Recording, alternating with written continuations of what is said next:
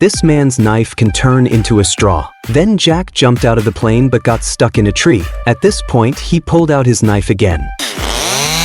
I want a knife like that too. This time, Jack's mission was to destroy the enemy camp. But when he was bored on the boat, he pulled out his knife again. Unexpectedly, he poked a hole in the boat.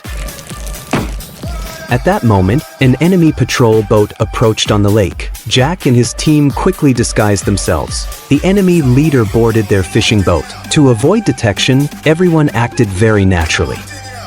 But when the enemy leader approached Anne, she accidentally dropped her fishing rod into the water. This disguise successfully fooled the enemy leader, but just as the enemy leader was about to leave, he noticed Anne, wearing a beard, entering the ladies' restroom. Soon, a fierce gunfight erupted between the two sides. Due to the urgent situation, Jack ordered his teammates to evacuate first. Then he stayed behind alone, using a machine gun to cover his teammates. His firepower was extremely intense, eliminating the enemies one by one. Bullets piled up like mountains at Jack's feet. At that moment, the enemy leader suddenly burst into laughter, but Jack calmly pulled out a grenade. With a loud explosion,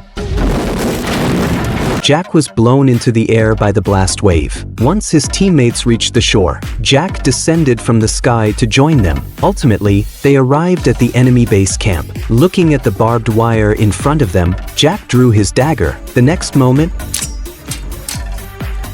they launched a surprise attack on the people inside the base. But their weapons were like this. Only Jack's bow and arrows were somewhat normal, but none of the dozens of arrows he brought hit their target. By the time the enemies reacted, Jack picked up a chicken from the ground and threw it at the enemies. This is a satirical and humorous war action film. Fans interested in this movie can watch the original film.